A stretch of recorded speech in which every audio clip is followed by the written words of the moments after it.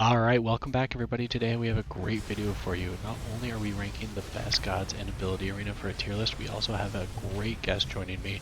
That's one of the actual developers of Ability Arena. Alright, let's dive right in.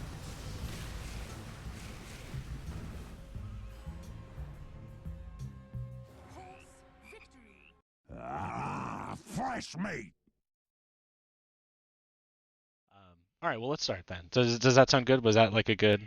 Yeah. Yeah, okay. Alright, good. Alright, we'll dive in. So, first one, Aghanims. I would say he's probably... I, for me, people used to play very narrow, and he was really good. And I think you had buffed him initially, and then he slowly got nerfed. And I feel like people play a little bit wider now in Immortal lobbies.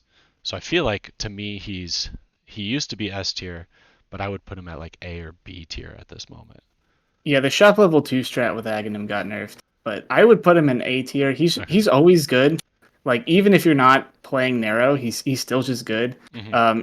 And also, like, one of the nice things about him is you can get levels and spells that are really contested, that you normally wouldn't get.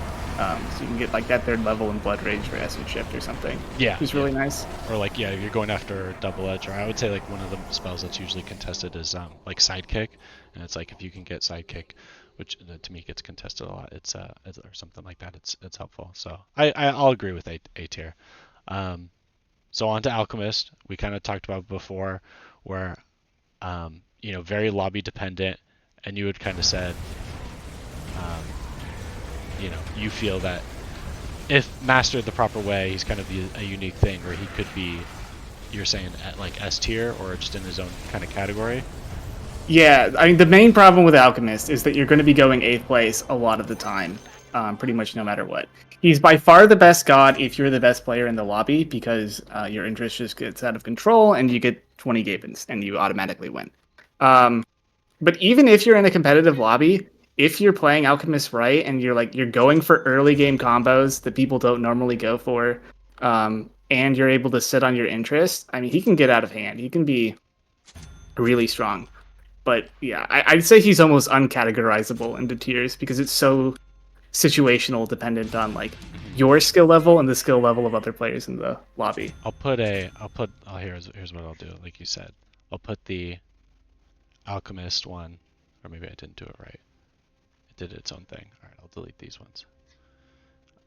And give him his own kind of category, like you said. So yeah, throw him into the Alchemist tier. Throw him into the Alchemist one. Archmage, or sorry, Arc Warden.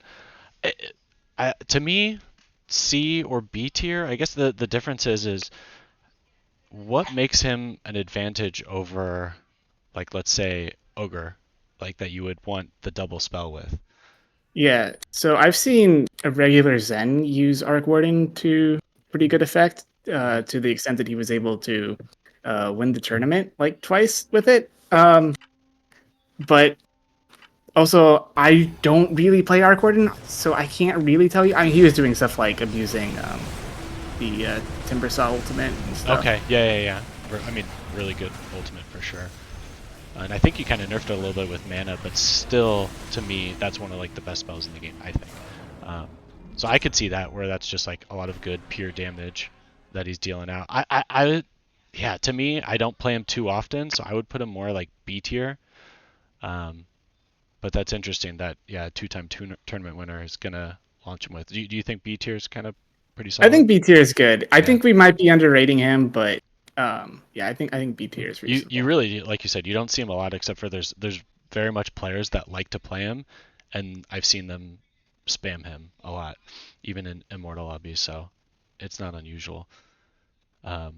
Axe, I would say, I mean, to me, Axe is very, like, obviously there's got to be some good spam spells, but even if there's not too many, and you get the right armor spells in there, I put him at A tier or even S tier. Like, to me, he's a great, if you can want to get second place every game, you choose Axe, because he sometimes falls off late game once people don't care about armor as much, like magic damage gets out of hand.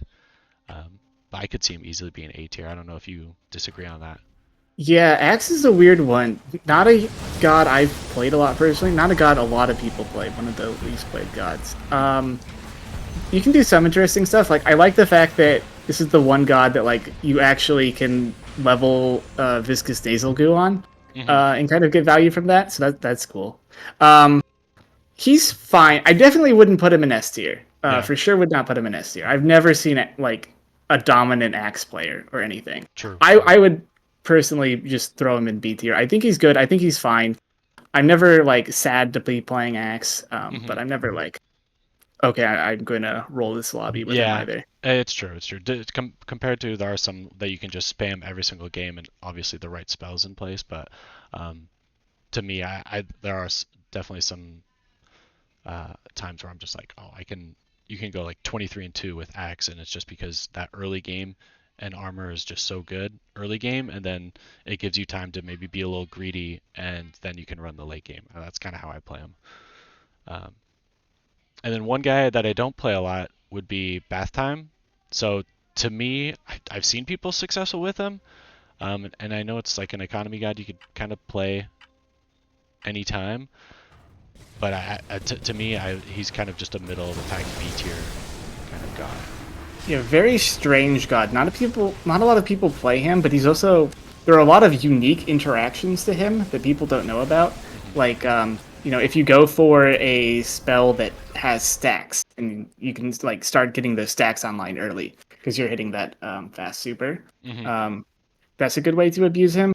But it gets awkward at the point where you have like, okay, now suddenly I have multiple spells that I want to get to super instead of like reliably getting the same one, or Right. multiple spells I want to get to game in. And that's the point where this god feels kind of awkward.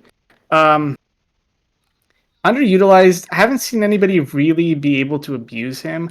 I do feel like there is room for growth there in terms of like exploring bath time aghanim, but I don't know what it is, so I wouldn't be, uh, you know, satisfied putting him any higher than B.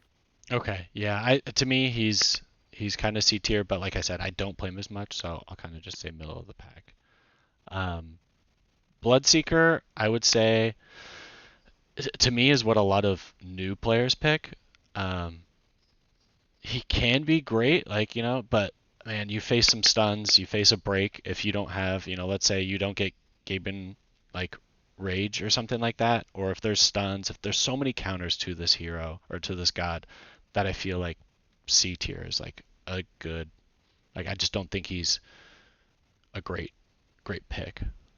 Bloodseeker is really interesting. There was a period of time when we just added the Pantheon rounds and items were in the game where Bloodseeker was like by far the best god in the game. Hmm. And what you would do is you would only get spells on the Bloodseeker unit, and then everybody else you would just throw them away. Yeah. Like even just throw like life break on them to kill them faster.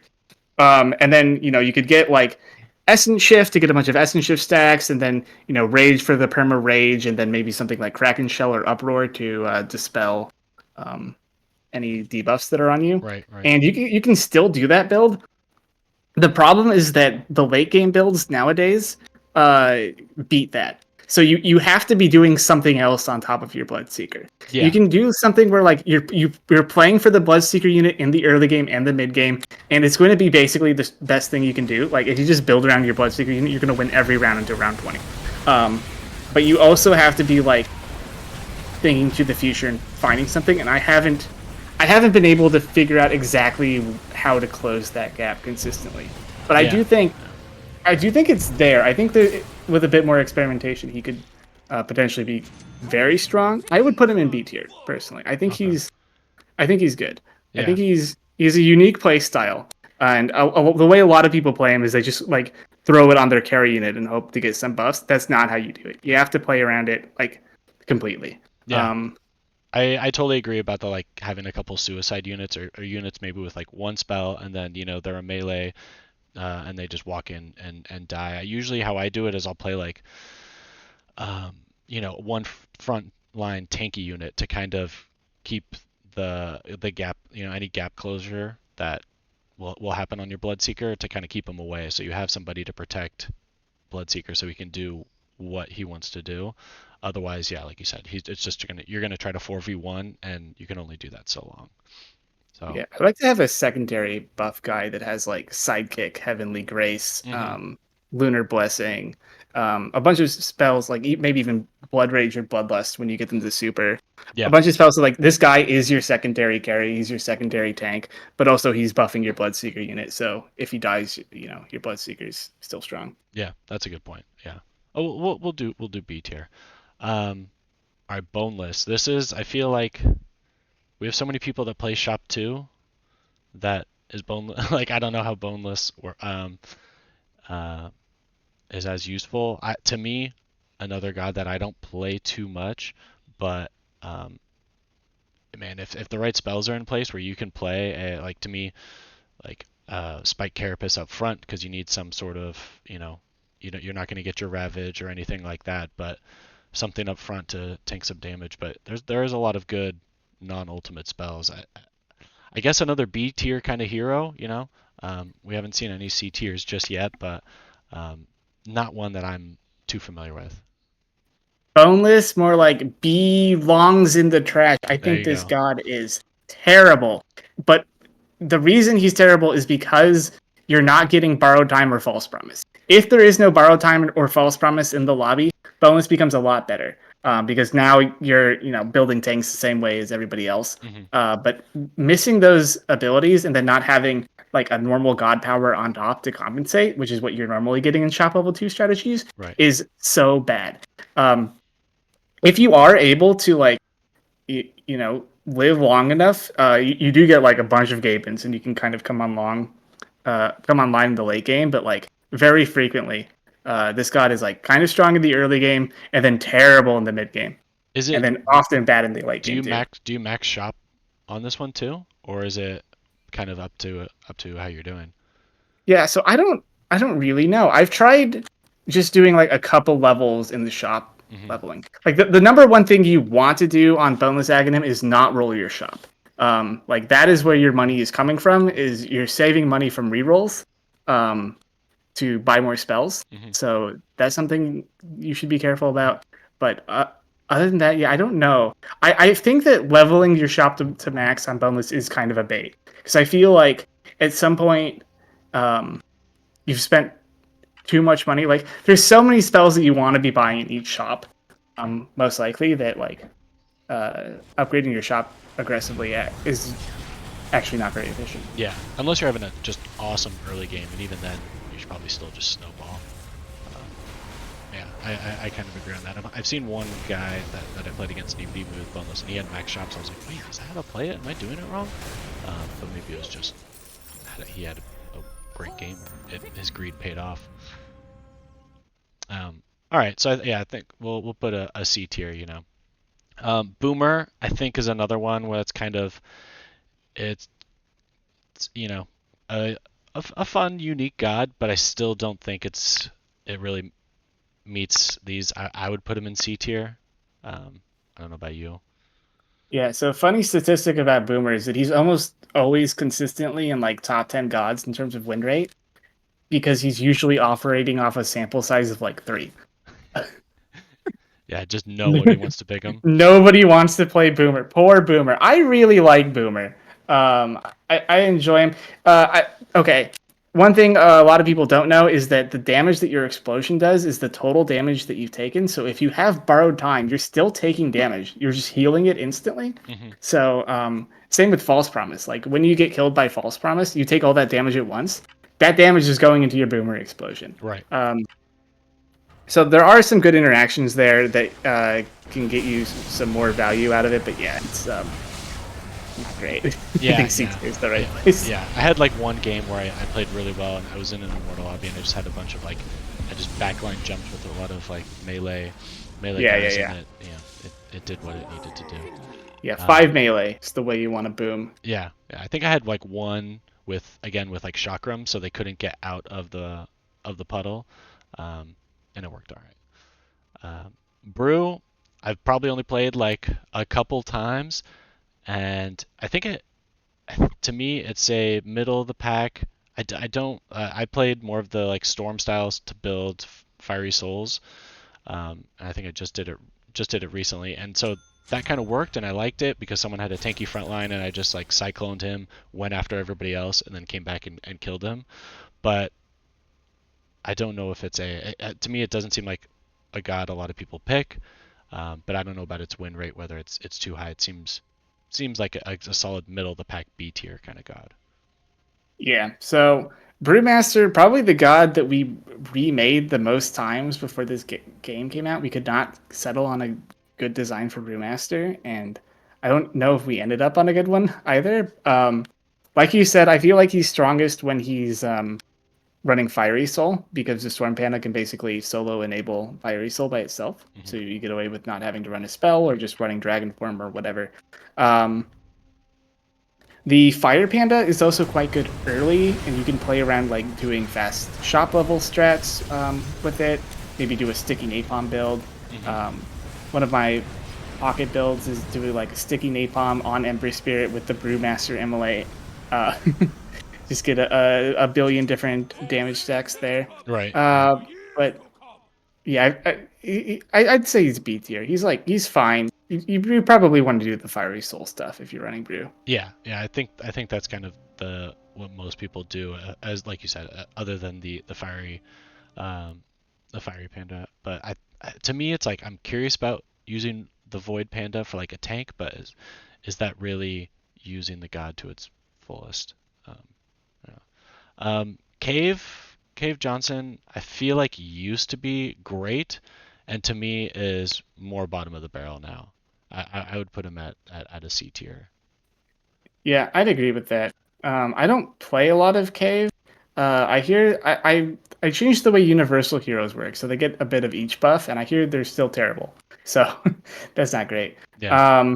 The primary way I see people playing Cave is going like 4 or 5 strength heroes and just using the damage reduction. Yeah. I don't understand. I feel like the agility one's really good. Like you run Time Lock, Essence Shift, Hmm. get a lot of attacks in. I don't know. Yeah, Yeah, I agree on the to me there's um, if you're just you can also get some backline unit with all the heavy mana spells. You got Mystic Flare, you've got Lightning Bolt at Gaben, and you don't have to worry about any mana regen. So it's like if you don't see any mana regen and you see all those mana heavy spells, you're kind of gonna want to be the only one going for those. So you get, like you said, 3 or 4 tanky frontliners and get that spellcaster in the back. And I think that either that or a multi-shot impetus build, right, would be a Impetus multi-shot. I don't yeah. know if you know that's like my bread and butter. Is it okay? Impetus Yeah, multi-shot. I mean, yeah, it's great when it's uncontested, and I think that's another build where Cave Johnson will thrive in. Um, that isn't just like you said, a bunch of strength guys. So there's builds where it works, but those have to pop, and if they don't pop, then you're like, oh, I'd rather pick something else. Centaur, I feel like I would put him middle of the pack. To me, another good beginner hero where you just kind of put it on your tanky frontliner. A lot of people build physical damage, so that's going to be helpful. So to me, you could put it on a Pudge, getting stacks there, or you actually have an actual Centaur or whatever. Like any tanky frontliner, it's just going to benefit. It's very set again, so I'd put it middle of the pack B tier. Yeah, I like. Again, I think you're right. Centaur's just like good. He's just always good. You can do some stuff like you can put the buff on your carry to give your carry more sustain. I really like the build where you're running like borrowed time, static field, then some like reflective stuff like Hmm. Heartstopper, Aura, Dispersion, whatever, and Yeah, then that'd be putting fun. your Centaur buff on that guy, and just having him like live forever, reflect a bunch of damage, just accumulate a bunch of AOE damage on everybody. That's Yeah. pretty nice. The other place where he is very good, and where I catapult him up to like maybe A or S tier, is if there is no borrowed time or false promise in the lobby. Suddenly Centaur's god power is doing a lot to ensure your front line lives. Yeah, yeah, almost like now you have the trump card of okay, I've got my tanky frontliner, no one else does, and so I'll win by that default. Yeah, Right. I get that. Side chop, he's honestly to me he was probably the one I played the most when I was new to the game because I think he's the most noob friendly, where you just, if you bought spells, or if you bought like early game spells, you bought like uh, three of Quill Spray, and then you're like, all right, well, where do I go with this spell? You can sell it for full. Um, I think he's either B or A tier. I think he is a good economy god, and I think he's a little underrated, but um, so I could see definitely B tier, and he was probably A tier when you got the free reroll on the units. Oh yeah. Um, and so that was nice. Probably deserved a nerf, but I still do really well with him, and I'd say very much it's an economy god that is very much, you can be so focused on the game because you're not thinking about a free reroll or selling early game spells or anything like that. Yeah, I put him in B tier. Yeah, He's just a solid economy god, yeah, and yeah, I think you highlighted his strengths a lot. He's good at transitioning, good at spending your money efficiently. Um, lets you just run some garbage spells to pad out your um, stuff rather than rolling for nothing. yeah, yeah, and like especially at like when you have, how if Even you're lot like more you have efficient, 5 gold left but and you like win's a win. buy two spells, or buy a spell, sell it to make your shop, you can end up selling the entire shop and almost getting a free reroll there as well if you just want one spell left, kind of thing. So I've used that before, where it's like you get a free reroll, and at the end, depending on how you got your money, you get another roll. It's pretty nice. Counter Terrorist, I actually have never played this one, played against it. Um, so this one's pretty tough for me to judge, except for, when I play against people, and to me, I don't see it as that threatening of a god. So I would probably put it at like B or C, and that's probably why I don't play it. But I mean, what are your thoughts? I get so mad when I'm playing against a counter terrorist that knows what he's doing because like you have to position specifically against the counter terrorist in a way that you don't have to position against anybody else. Right. It's just like, oh, his thing silenced my guy, and now my guy walked into the fight and I lost. Or, he put down his big damage over time right on top of my carry, and my carry died. Um, did buff him recently, gave him an extra bomb, hoping that more people would play him. Didn't work. I'm Yeah. looking at the Still. stats here. It's been picked 25 times in the past month Oof.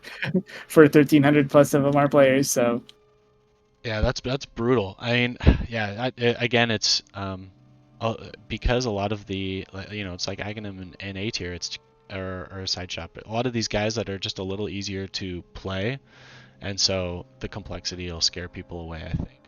Um, but yeah, maybe the buff, or maybe he needs another buff, or just or anything. It sounds like, yeah, like to me, the positioning aspect, I'm not really focused on positioning maybe until like top 4. For the most part, I'll have just basic positioning. So then once I see where the items are placed, I can judge based off of that, and very much into, a move counter move kind of thing of who can adjust. So I don't have too much of an issue there. Um, My spirit returns. yeah, I don't know. I would say middle of the pack then. yeah, I think he's a god that needs more love. I think if people played him more, they would discover his strengths. Yeah, that's a good one. Dazzle, this one is, I feel like there's somebody that plays this one a lot too. I feel like they play Dazzle and Arcward in a bunch. I can't remember who it is, but there's an Immortal player who plays them a bunch. And I just don't see it being like, to me, I get the concept and it's good, but I don't think it's one that I really pick, mainly because I just don't think it's that strong, unless you disagree. Yeah, so the problem with Dazzle is that his Shallow Grave basically just overlaps with the other save abilities in the game. Mm-hmm. So it's like it's proccing at the same time Borrow Time or False Promise or whatever is proccing, and then it's like, okay, I just essentially wasted my god power. Right. And living an extra round is pretty nice. I think he's fine. There are some players that swear by him. I don't see it. I put him in C tier. Yeah. Okay. Yeah. Um, yeah, that makes sense. Yeah, like you said, sometimes when it's just like maybe you messed up positioning in the top 2, then okay, that extra save might help, but yeah, it's a little different. Donkey Agnem, this one to me really fun. I'd put it at least in A tier, because the combos are there's always to me there's always some new combo that I'm creating with Donkey Ags. I mean obviously Rolling Thunder plus CM's ult is just like there's obviously combos that are just unreal. But I feel like it's always a god that um, is really really strong. I think just because of the combos you can do with it. Yeah, I'd put him in A tier. I agree. I'd also put him in A tier.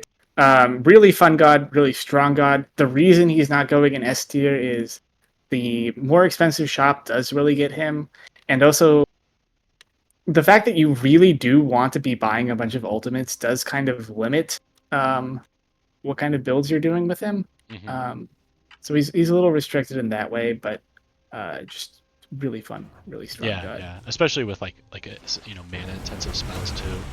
But yeah, it can be then like you said the shop depending on how many you want to put on there. Like sometimes with a support hero, if I'm doing really well with it, like I just put 4 ultimates on it because it's like how often do you get to use Bane's ult or how often do you get to use Doom? Not a lot of people use those very often, so this is the perfect opportunity. And you'll usually go fairly uncontested with those. Um, Sure. Kleiner, I feel like used to be great. This is one of those that used to be top tier, got nerfed into the ground, and is trying to make its way back up. I don't pick it often, so I would put it at C tier. I still don't think it's back to what it was, unless you think it's more middle of the pack, or do you think it still is where it was? Yeah, Kleiner on release, maybe one of the strongest gods we've ever put out, but also one of the hardest gods to balance. We tried like a dozen different things, and this is like the closest we could get to being sort of balanced. Hmm. The thing that about Kleiner that I think most people don't understand is that you should be building around the int, and you should be using the int for base damage. So you can think of Kleiner as just like give 100, 150 base damage to all of your heroes. So you can run like a mirror image guy, a multi-shot guy. Hmm. I try and run like one frontline 4 carries when I'm playing Kleiner, and you do have to have the right stuff in. Like Glaives is really good, quite obviously on Kleiner. Yeah. Um, multi-shot impetus also very good because you're not going to be running out of mana because you have so much int. Um, I really like Kleiner. It has to be the right spells for sure. But I also can't put him higher than B. He does kind of suck. Yeah, yeah. There's definitely times I'll put him in B tier because like you said, when I think most people think Glaives is kind of a mandatory uh, for him, but I think like you said, it does make it for a fun, unique playstyle too with the um, the what spells do you buy and like it can be so frustrating when you see a shop that you're like, damn it, what the hell do I pick? Um, so yeah, but I couldn't put him any higher. We'll put him in B tier. Um, Void, I feel like is an A tier, but oh my gosh, this like I have to be 100% focused on this game, and sometimes my positioning is terrible because I'm so focused on buying spells that it's Yeah, just so frustrating to play. It's you're playing a game within a game almost with um, like whack-a-mole and finding your spells and making sure you're getting the most efficiency out of it. Whereas like especially late game, I'm so focused on positioning that I'm just like, sometimes it's better for me to just buy the spell out or like, and then focus on my positioning. So to me, I think he's in a good spot. He's A tier, maybe not picked a lot by people, but is really powerful for an economy god. Faceless Void is the one god in the game that you're going to run into trouble spending all of your money each round because there's so much thinking that you have to do. The thing that Faceless Void is the best at is forcing builds. And if there is a really powerful spell combo in the game, and I try to make sure that there isn't, Hmm. just like a single combo you can go for that wins the game. Faceless Void is the best thing you can be doing, and there's you can do it to run for like more fun strategies. Like I'll do life break builds where you go life break and then a bunch of stuff that gives you strength. Hmm. And that's not as contested, so you can actually get it pretty fast. Like you can get a really fast game on an uncontested ability with Right. Faceless Void. I would put him honestly close to S tier. I feel like if you know what you're doing, if you have like the strats in your pocket, this is the best god in the game. I think so too. My issue is sometimes I'm just not solely focused on AA or something like that because it's more of like for some people it's a chill game, and then this just takes it to another level. But Oh yeah, I would agree where it's just like it is to me one of the best economy gods. Um, and like you said, you can force those builds, and it works out real well. Another economy god, Gambler. I would say it's kind of like the Alchemist style, except my struggle is sometimes a lot of the time it's if you have a bad early game, it's over. You know what I mean? Or like if you are constantly hitting gamble, even when you have a weak build, it's over, kind of thing. So to me, I would say Gambler is either B or C tier. I think it can be middle of the pack, but there's times where I'm just like, oh man, this is not my game with Gambler. But then of course there's the snowball games where it's just you can have a great game, perfect game with Gambler, pretty easy. So I don't see him as an A tier god, but B tier I think would be acceptable, and then even C tier if it's just you're struggling, if you don't have a yeah. great early game. Gambler is really good until he isn't. He's quite good if you're the best player in the lobby. Then he becomes much better. But considering a competitive lobby, I would honestly put him in C tier. Like, the second that you lose a gamble, it becomes so difficult to come back.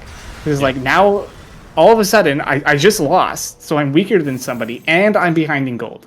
And it's like, well, okay, what do I do? Do I stop gambling so now I don't have a god power? Do I keep gambling and Right. hope that I'm going to keep losing? It's like everyth's going nicely until it very suddenly isn't, and Yeah. now you're playing the game down to god power. Yeah. Yeah. I agree. I wouldn't mind putting him in C tier. Because especially for me, I'm not as not the biggest risk taker. So there's times where I'm like, I don't know if my build's that strong, and then I don't gamble, and then I win that round, and I'm like, oh my god, what am I even doing playing this god at that point? Yeah. Um, all right, this next one. Oh my god, why am I drawing a blank? Who are on here? Gladys. Gladys. Yeah, Gladys. I think is fun. Um, I don't know if it's a top tier, right? I would say B or C tier. I think it could use some work. I like the spell lifesteal aspect. Honestly, a lot of the time what I do is I put it on either like a Reaper Scythe unit that's spellcasting, and then it may be and then like a borrowed time unit in the front. So you just have these two tanky frontliners that are just um, sharing their healing and whatever spells that they're doing, and that's kind of how I keep. And then I just build normally around that. So that's kind of what I do, and I think there's some creativity that you can use there with like backline spellcaster or frontline tanks and things like that. But I feel like most of the time people do like two frontline tanks that are healing each other. So to me, I would put it like it's a solid B tier, but maybe even C tier. I think. Yeah, I'd agree with that. It's maybe stronger when Pulse Nova was better. Eye of the Storm, maybe one of the best GLaDOS spells to Yeah. run because you're getting a lot of spell lifesteal and you're making yourself tankier at Gaben. Back when Mana Shield was in, Mana Shield Eye of the Storm on GLaDOS was, I think, one of the strongest things you could be doing. Hmm. But I think just not like super well situated in the current metagame, which is based less on spells and more on like attacking. So Yeah. I'd put it in B tier. Yeah. We'll do B tier. G-Man probably had never had played it for a while, and then in the past like month, I've played him a good amount of times. I don't know if I've even lost with this god. Like to me, I put him in A tier. Like there's times when you just like you get the items, and I think it's another one where you know if you do well early, if you're the best player in the lobby, I think you're also going to do well with G-Man. I don't see him picked too much in Immortal lobbies, but to me, he's like an A tier. I really like, man, if you can get like Blade Mail or something on your tanky unit, and then you also have like I don't know, you've got Refresher, and then you get Bloodstone, and you're just getting all of these things. You can make um, a lot of good builds. So to me, I would say A tier personally. I don't know. Yeah, there are a few G-Man believers. He shows up somewhat frequently at like tournaments and stuff. Um, Definitely good. You can do fun stuff like you can if you get Battle Fury, which is normally a very hard item to get. That enables a lot of very powerful builds that you don't normally go for. Um, but at the same time, I don't think his win rate, like overall, just like looking at stuff, looking at how many people play him, is enough to justify putting him in A tier. Yeah. I put him at like top of B tier. Okay. Okay. We'll put him in B tier. But yeah, yeah, I think he has his strengths. Maybe I'm just one of those believers where, um, yeah. Ice Frog, oh, man, sometimes the best. Sometimes, like to me, sometimes S tier. Other times, oh my gosh, it's so frustrating if you get a bad, you know, bad batch of spells to pick. But you can create, it's almost like the Donkey Eggs where you have these great combos that you can use like Omni Slash and Duel or something like that. I remember I faced against an Ice Frog God that was just like, okay, it was such a good build. So to me, I think it's an S tier type. I think it's picked a lot, so maybe its win rate doesn't reflect that, but I think it's one of those where it's just it's taking the risk of or it's taking the creativity of a Donkey Eggs, but less of the risk because it's just on one unit. But you definitely got to build it right where it's like you can't go too greedy because now you have another spell to worry about on your units, and you're buying more spells essentially too. So Ice Frog, the second most popular god in the game is Aghanim, who's picked in 8.6% of games. Mm-hmm. The most popular god in the game is Ice Frog, with a 17.5% pick rate. He's picked twice as much as the second most popular god. And I understand why. Because Ice Frog could be anything. You know, you're looking at all your gods and you're like, oh god, I don't know. Is this a good tower god game? Do I have enough ults for Donkey? Or, you know, Ice Frog could be anything. Yeah, yeah. That said, I think this god is terrible. I think he's a bad guy. I think he is worse than C-tier? most. I would put him in C tier. Oh man.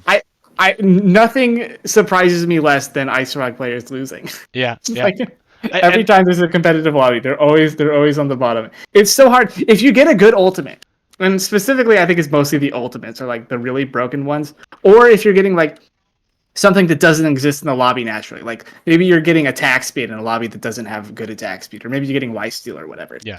Then he can be like the best god in the game. But so much of the time, it really is just kind of like another guy. Like your Ice Frog unit isn't that much stronger than like an average unit in the game, and you're just playing the game down to god power essentially. So yeah, I think dramatically overrated in terms of power level, but incredibly fun. Oh my god, this has got so fun. It could be anything. Yeah, it's true. I would say like Unleash is one of those spells on it where it's just like, because I like what you said with attack speed. When there's no attack speed in the game, and I know I have like Unleash, or if I've got Fervor or Essence Shift or whatever it is, if I have some attack speed spell that I can pick, and there's no attack speed in the lobby, or like you said, lifesteal or something, I'm like, it's over. Like it's just, and I think I used to pick it a bunch, and I even said like in my videos, I was like, all right, I'm gonna stop picking Ice Rod because I pick it so much, because it's a great way to like highlight a spell, like how good is this spell, what does it combo with, but that's crazy that so many people pick it. Because yeah, like you said, it's fun to do. Interesting. I think I'm still gonna put him in A tier then, because I would have put him in S tier, but with your input, I think it has the ability to be that. But like you said, if you don't know the combos right, you're right. It is just another unit, and that's that. Like, if you got a Hand of Gaben on it, I'm just like, okay, well, that's not like a game-breaking spell that you can combo with, right? But I think if you can get like Duel or Unleash or like just Flesh Heap or something like that, you can really snowball if you know what spells are in the lobby. So I'm glad. From a game design perspective, by the way, it's so nice that by far the most popular god in the game isn't overpowered. Yeah. There have been many times in the game where the strongest god in the game was, or the most popular god in the game was also the strongest god in the game. Yeah. And I'm glad that it's Ice Frog. Yeah, that is good. That is good to know. I'm sure probably a lot of people will be surprised about that win rate, or at least I am. The next one, probably one of my next picked most gods, Invoker, another god that I am not picking unless it's like you said, one of those lobbies where I'm like, oh, what do I pick or something like that. To me, this is one that's started off, I would just double Alacrity every single time, set and forget, and this was S plus tier on its own, to me on its own tier, and you nerfed it so you can only have alacrity on one, which I think still alacrity is great, but it does make those like now it's a lot more fun as far as what is that second spell that you're going to use, and so I've had a lot of fun with creativity in that aspect. I still think it's an S tier, um, and I know there's a lot of people still complaining about Invoker needs a nerf. So that I mean that's my thoughts on it. Yeah, so Invoker was around for a long time. He was around when the game got shut down. He was one of those, I think, like final battle pass gods, along with Undying, Hmm. that people didn't have access to, so they didn't know how strong he was. And boy, was he broken. Because when people started figuring out, like, oh wait, I have access to all the gods now. I can play Invoker. I can play Undying. He was like, his win rate went up to like number one by a landslide. Yeah. So he's been nerfed like three different times in a row. Like now you don't get two spell slots at level one. Like you have to upgrade Yeah, to shop that's level right. four. You can't run the same spell twice. I rebalanced most of the abilities. Alacrity's the same, but Hmm. Forge Spirit isn't as strong as it used to be. Yeah, Um, that was a great early spell too. that said, he's still the best god in the game by like a long shot. He's, Yeah. he's so Yeah. good. It's pretty crazy, and there's a like it's one of those where it's like, all right, maybe yeah, I just like I said, it was one of those where I wanted to get more creative with a lot of the gods, so I've stopped playing Ice Frog and I've stopped playing Invoker as much. I still go back to it when say there's just not a lot of selection, but yeah, the gods just to me, if you're a new player, you could play it and maybe handicap yourself by not realizing how powerful it is, or just like to get used to the game. It's a good one to use. Um, Jamui, this one really, I love the creativity on this one. This one is a lot of fun to play, um, especially with the right spells in the game. I would the I think it can be S tier, like when it's there, but to me it's more of a middle of the pack, and it's like if the right spells are available, and you combo it right, I think it's good. Like if you have like what is it, dark pack and time walk, you just have a unit that's just constantly you can't touch and is constantly walking back damage. So if you put something on that, and you have the mana for it, I feel like there's certain combos with that with Jumui that are just so fun. So I'd still Yeah, put him middle of the pack, B tier, but maybe A tier in the right hands. Yeah, there are some absolutely heinous things you can do with Jumoy, especially if you start bringing in like cooldown reduction stuff like Chakra or Hmm. like Blink. Like you can do Blink borrowed time. Uh, Oh so you're like yeah. constantly refreshing the cooldown of borrowed Right. time. You just have a guy that's unkillable. Hmm.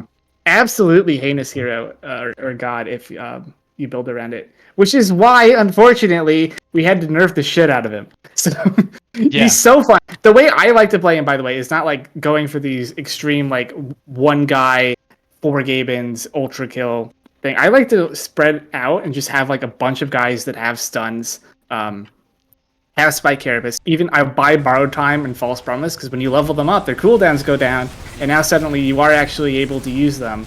Um, and by the way, if your guy is dead, his cooldown is still ticking down Oh yeah. during the round. So you can run like a frontline guy with like a long cooldown thing, and if he dies but the rest of your team lives, it'll be ready for the next round. So a lot of cool stuff you can do with Jamoy, but he has to be weak. There's if he's strong, then the game's ruined. So Agreed. Like it makes some things where it's like yeah, Spear of Mars is just coming off cooldown all the time if you have like chakram like you said or chakra magic with it and you're throwing Spear of Mars Gaben everywhere and it's just it would be unreal kind of stuff like with these type of combos. So I agree you kind of have to nerf him and put him in like a B tier, but I still think he could be A tier.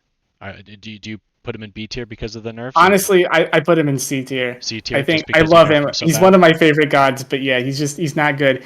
He frequently loses the early game and the mid game. Yeah, I, Um, I have a bad win rate on with him, but I was like, maybe it's just because I'm not very good with him. you But also need mana. Like he uses so much mana. Like you have to be using Arcane Aura for mhm, mana generation or Chakra. yeah, Like if those aren't in, it's really tough. yeah, without a question. Next one, Kana. I feel like obviously you need to have it, but even with all of the, um, I still feel like it's a C tier. It's very much to me, this is one where you could roll over a lot of people who don't like for pubs. If you play this god, you can roll over people, but it's just not played at the higher levels. And I feel like C tier, where it's not fantastic. The attack speed on your hero is not great. You're only like with all of the units spawned, it's not that great.